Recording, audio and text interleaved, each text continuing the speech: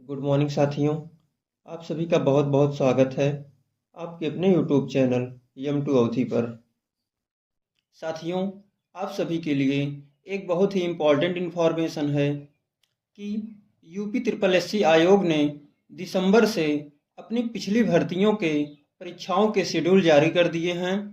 आप सभी आयोग की तरफ से 12 नवंबर 2024 को जारी एक नोटिस में देख सकते हैं कि 2023 में जारी एक्सरे टेक्नीशियन की एग्ज़ाम डेट 15 दिसंबर 2024 को सुबह 10 बजे से 12 बजे तक प्रस्तावित किया गया है, जिस मुताबिक से आपका एग्ज़ाम फरवरी से मार्च में होने की संभावना हो सकती है।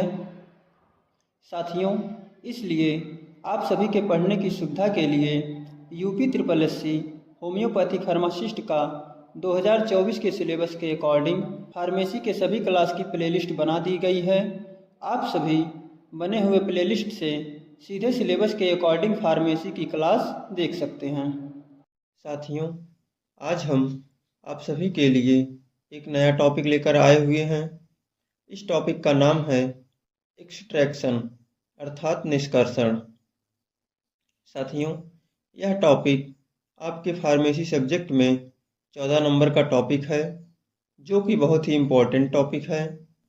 आज हम सभी इस टॉपिक को अच्छे तरीके से ख़त्म करने वाले हैं। आप सभी क्लास को पूरी तरह से ज़रूर देखें, जिससे इस टॉपिक के एक एक पॉइंट्स के बारे में अच्छे से समझ पाएंगे। दोस्तों, आप सभी टेलीग्राम ग्रुप @Audhi45 से जुड़ जाएं और वहां से हमसे संपर्क कर सकते हैं। इसका लिंक वीडियो के डिस्क्रिप्शन में भी दिया गया है। तो दोस्तों, क्लास को होम्योपैथिक फार्मासिस्ट की तैयारी करने वाले अपने सभी साथियों मित्रों तक शेयर कर दें, जिससे सभी तक यह क्लास पहुंच जाए। क्लास को शुरू करते हैं। इसमें पहली हेडिंग है निष्कर्षण। निष्कर्षण तरल विलायक के माध्यम से किसी ठोस या तरल से सक्रिय घटकों को निकालने की विधि है।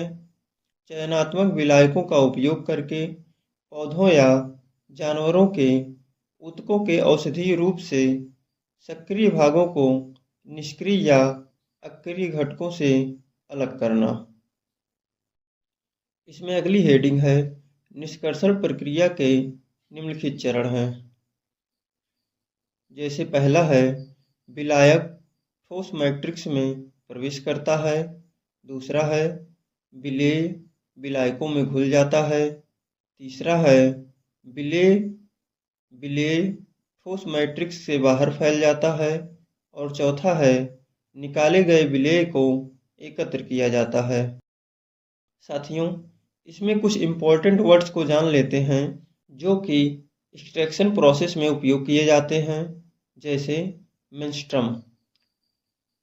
निष्कर्षण के लिए प्रयुक्त विलायक को मेंस्ट्रम के नाम से जाना जाता है।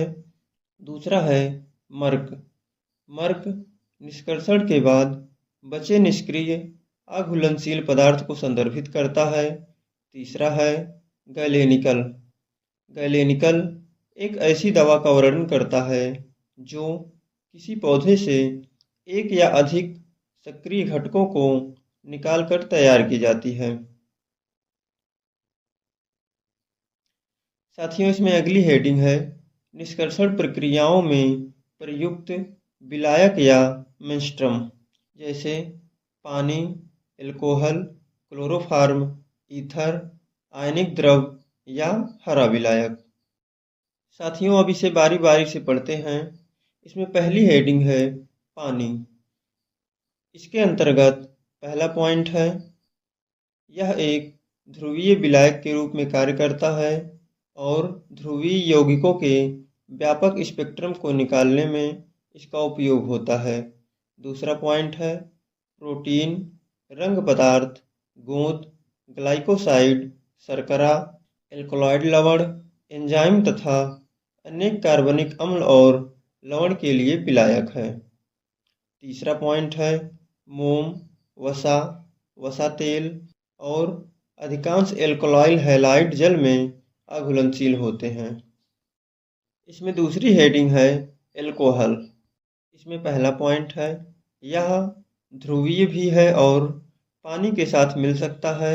यह ध्रुवीय द्वितीयक मेटाबोलाइट्स निकाल सकता है। दूसरा पॉइंट है, यह एल्कलॉइड एल्कलॉइड लवण, ग्लाइकोसाइड, वाष्पशील तेल और रेजिन के लिए विलायक के रूप में कार्य करता है।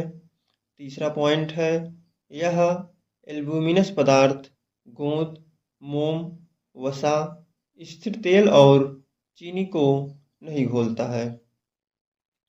साथियों, इसमें अगली हेडिंग है क्लोरोफार्म। इसमें पहला पॉइंट है, अध्रुवीय विलायक है।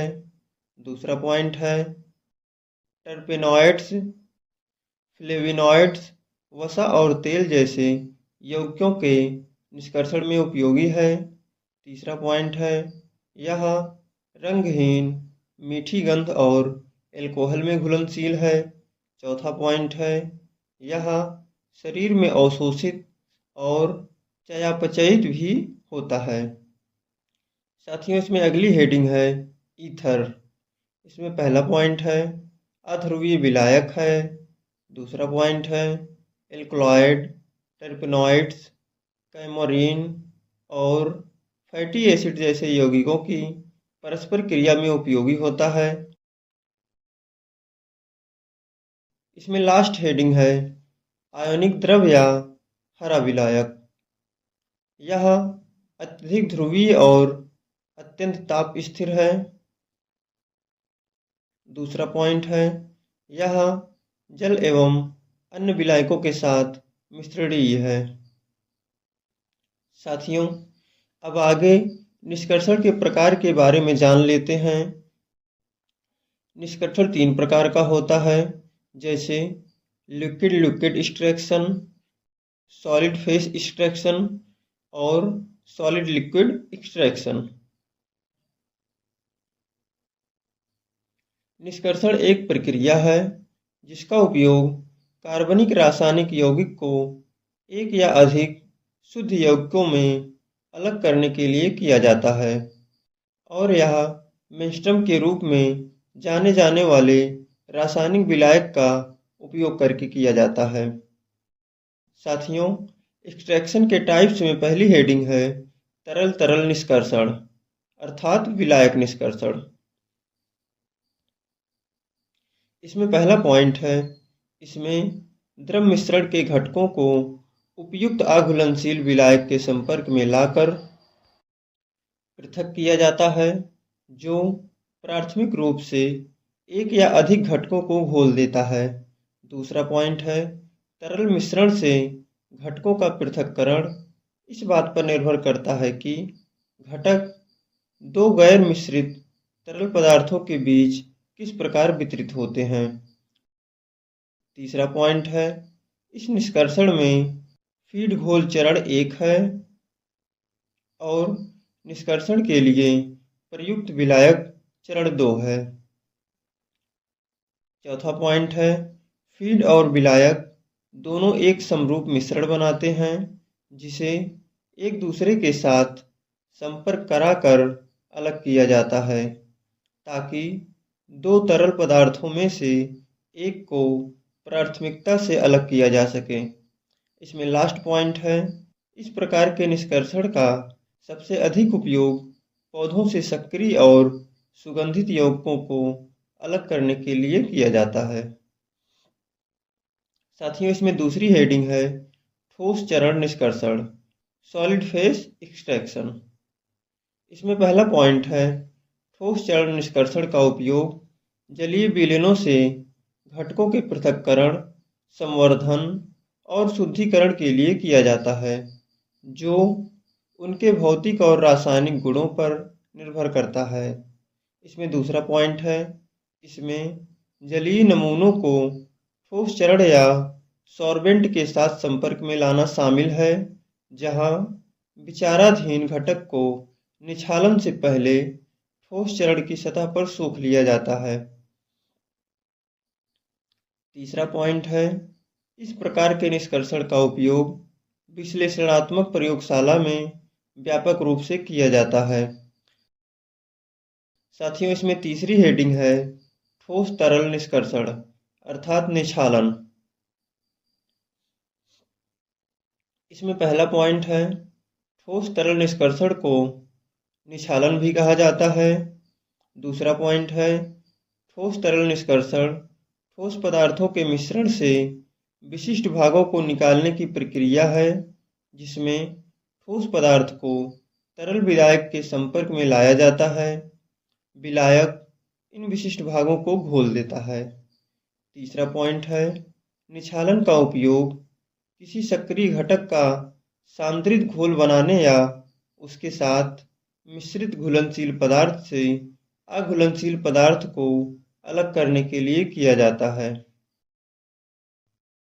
साथियों, इसमें अगली हेडिंग है निष्कर्षण की विधियां, मेथड्स ऑफ एक्सट्रैक्शन, जो कि कई तरह से किया जाता है, जैसे मैसीरेशन, परकोलेशन, काढ़ा बनाने का कार्य, डिकॉक्शन, पाचन, डाइजेशन, आसव, इन्फ्यूजन, सॉक्सलेट निष्कर्षण, माइक्रोवेव सहायता प्राप्त निष्कर्षण, सोनिकेशन निष्कर्षण, त्वरित विलायक निष्कर्षण और सुपरक्रिटिकल द्रव निष्कर्षण है।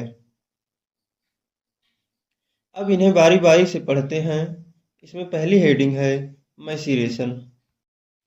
इसमें पहला पॉइंट है, इसका प्रयोग हर्बल तैयारियां, टिंचर्स, आसों में किया जाता है।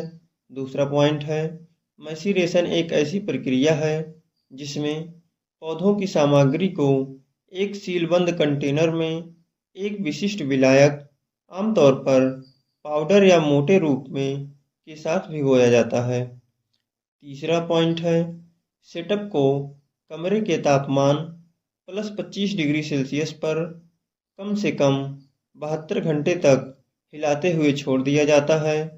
चौथा पॉइंट है, इससे पौधे की केशिका दीवार नरम हो जाती है और टूट जाती है, जिससे घुलनशील जैव सक्रिय पदार्थ निकलते हैं। 3 दिनों के बाद पूरे मिश्रण को वाटमैन नंबर 1 फिल्टर पेपर का उपयोग करके दबाकर और छान लिया जाता है। पांचवा पॉइंट है, नमूने से निकाले जाने वाले फाइटोकेमिकल्स के प्रकार को निर्धारित करने में विलायक का चयन महत्वपूर्ण है। यह विधि उष्मा संवेदनशील पौधों की सामग्री के लिए उपयुक्त है। साथियों, इसमें अगली हेडिंग है मैसीरेशन के प्रकार। मैसीरेशन के 2 प्रकार हैं। इसमें पहला है सरल मैसीरेशन, जो कि संगठित दवाओं के लिए किया जाता है। इसमें पहला पॉइंट है, अपरिष्कृत रूप से संगठित औषधि को एक बंद बर्तन में रखा जाता है तथा उसमें विलायक की पूरी मात्रा भर दी जाती है। दूसरा पॉइंट है, इसे 7 दिनों तक कभी कभी हिलाया जाता है, फिर तरल को छान लिया जाता है, दबाया जाता है और मिश्रित किया जाता है। तीसरा पॉइंट है, अंतिम तैयारी को किसी भी अघुलनशील सामग्री को हटाने के लिए फिल्टर किया जाता है और मात्रा को समायोजित नहीं किया जाता है। उदाहरण में संतरे का टिंचर और नींबू का टिंचर शामिल है। इसमें दूसरा प्रकार है संशोधित मैसीरेशन, जो कि असंगठित दवाओं के लिए किया जाता है। इसमें पहला पॉइंट है, दवा को एक बर्तन में रखा जाता है और उसमें 4/5 भाग विलायक मिलाया जाता है। दूसरा पॉइंट है, इसे 2 से 7 दिनों तक कभी कभी हिलाया जाता है और फिर तरल को छान लिया जाता है। इसमें तीसरा पॉइंट है, मर्क को दबाया नहीं जाता है। विलायक का शेष 1/5 भाग अंतिम आयतन को समायोजित करने के लिए मिलाया जाता है। उदाहरण में टोलू का टिंचर और बेंजोइन मिश्रण टिंचर शामिल है। साथियों, इसमें दूसरी विधि है रिसाव, परकुलेशन। इसमें पहला पॉइंट है, इसका प्रयोग हर्बल अर्क टिंचर्स की तैयारी में किया जाता है। दूसरा पॉइंट है, फाइटोकेमिकल्स निकालने के लिए परकोलेशन एक अन्य सामान्यतः प्रयुक्त विधि है। तीसरा पॉइंट है, इसमें एक परकोलेटर का प्रयोग किया जाता है जो दोनों सिरों से खुला एक संकीर्ण शंख के आकार का बर्तन होता है। आप सभी इस इमेज के माध्यम से परकोलेशन प्रोसेस को देख सकते हैं। अगला पॉइंट है, ठोस अवयवों को विलायक की एक निर्दिष्ट मात्रा से गीला किया जाता है और एक बंद कंटेनर में लगभग 4 घंटे तक रखा रहने दिया जाता है। अगला पॉइंट है, इसके बाद गीले द्रव्यमान को पैक कर दिया जाता है तथा द्रव्यमान के ऊपर एक उथली परत बनाने के लिए अतिरिक्त विलायक मिलाया जाता है। इसमें अगला पॉइंट है, 24 घंटे के मिश्रण के बाद तरल को धीरे धीरे परकोलेटर के आउटलेट से बाहर टपकने दिया जाता है। अगला पॉइंट है, परिणामी रिसने वाले द्रव को आवश्यक मात्रा के लगभग 3/4 तक पहुंचने तक मिलाया जाता है। इसमें अगला पॉइंट है, पिघले हुए उत्पाद को दबाया जाता है तथा निकाले गए तरल को रिसने वाले द्रव में मिलाया जाता है।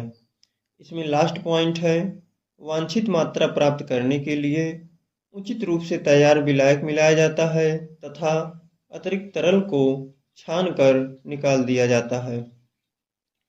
साथियों, इसमें अगली विधि है काढ़ा या डिकॉक्शन। इसमें पहला पॉइंट है, काढ़ा बनाने में कच्चे उत्पाद को एक निश्चित अवधि के लिए पानी की एक निश्चित मात्रा में उबाला जाता है, फिर उसे ठंडा करके छान लिया जाता है। दूसरा पॉइंट है, यह विधि जल में घुलनशील ताप स्थिर मेटाबोलाइट्स को निकालने के लिए उपयुक्त है। इसमें अगला पॉइंट है, कच्चे उत्पाद और जल का प्रारंभिक अनुपात निश्चित होता है तथा निष्कर्षण को उबालकर उसकी मूल मात्रा के 1/4 तक सांद्रित किया जाता है।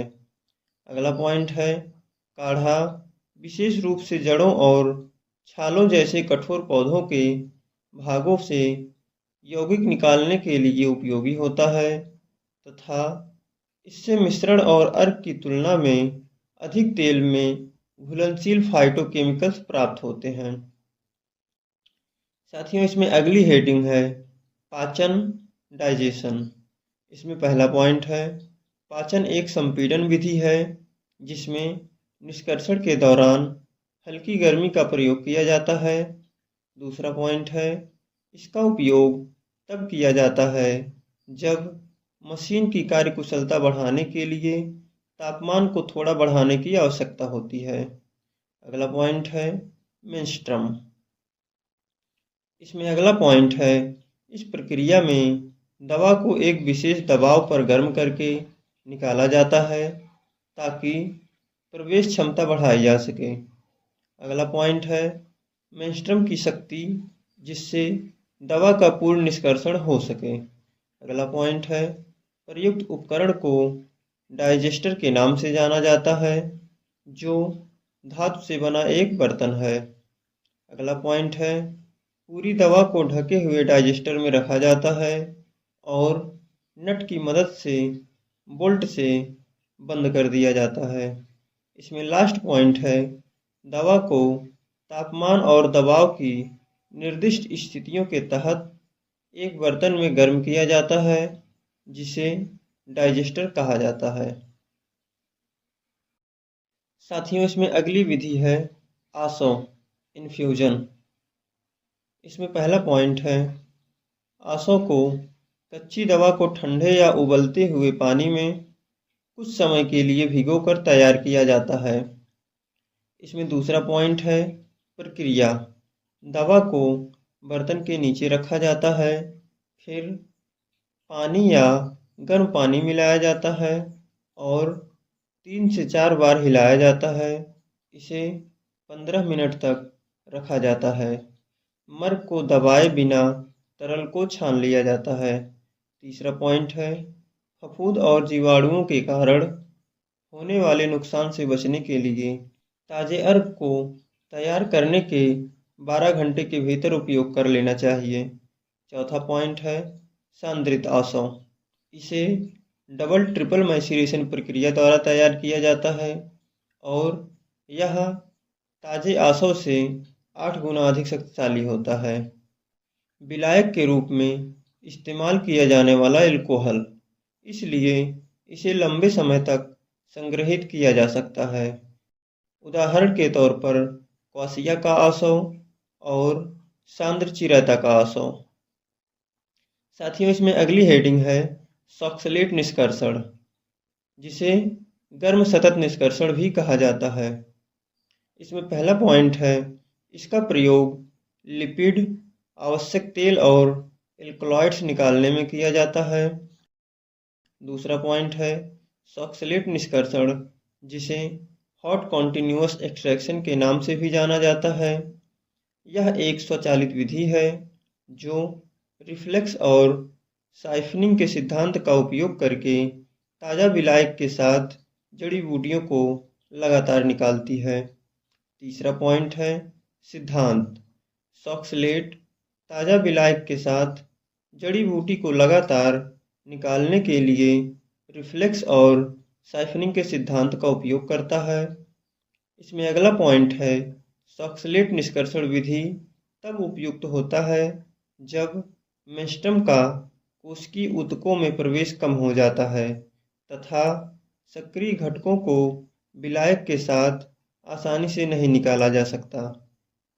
इसमें अगला पॉइंट है उदाहरण के लिए बीजों से निश्चित तेल, दवाओं से एल्कलॉइड्स जैसे बेंजीन, क्लोरोफॉर्म, पेट्रोलियम, ईथर आदि का उपयोग करके सॉक्सलेट निष्कर्षण प्रक्रिया द्वारा निकाला जाता है।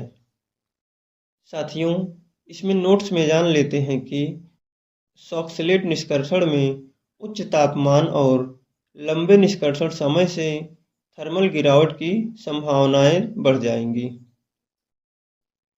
साथियों, सॉक्सलेट निष्कर्षण में उपयोग किए जाने वाले उपकरण के बारे में जान लेते हैं।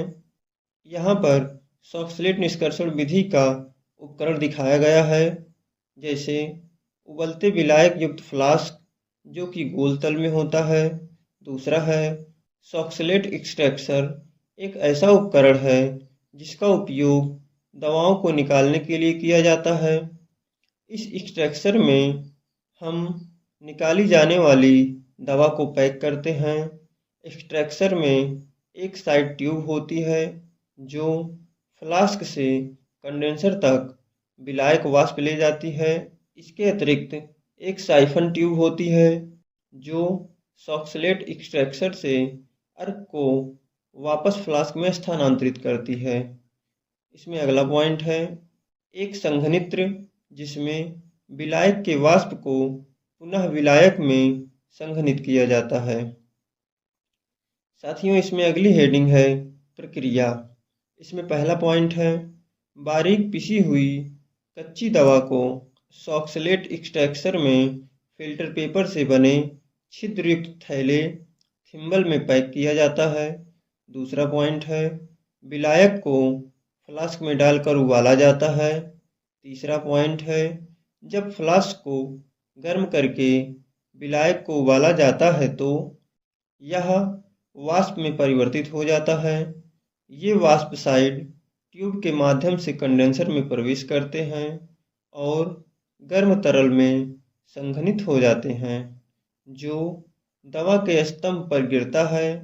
जब एक्सट्रैक्टर विलायक से भर जाता है तो साइफन ट्यूब का स्तर भी ऊपर उठ जाता है। साइफन ट्यूब में विलायक में दवा के सक्रिय घटक होते हैं।